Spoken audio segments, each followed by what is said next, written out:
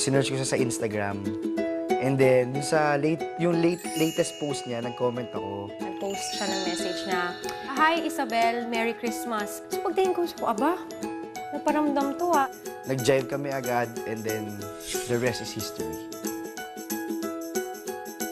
Mainhin, tahimik. Sobrang gwapo. Siguro, ang bango-bango siguro nito. Mapagmahal siyang tao talaga. Tsaka very sweet. Madasalin siyang tao. Tapos loving. Kain. We love to eat.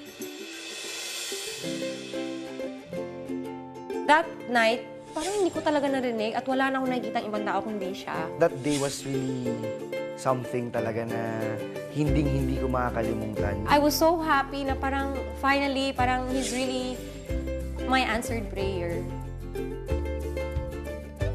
Yung pagplano ng wedding, mahirap siya, na masaya. Medyo stressful talaga, but it's so fun. Gustong-gusto ko kasi yung part dun sa Notting Hill. Transition lang ng 4 seasons na experience niya. So sabi ko, pwede natin gawin yun.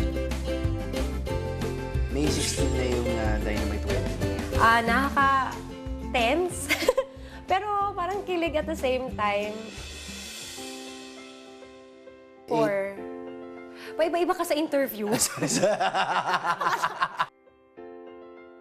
Wifey, 1 week na lang, and I really can't wait for that day.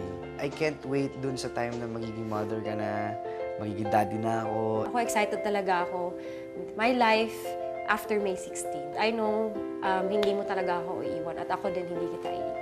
I love you.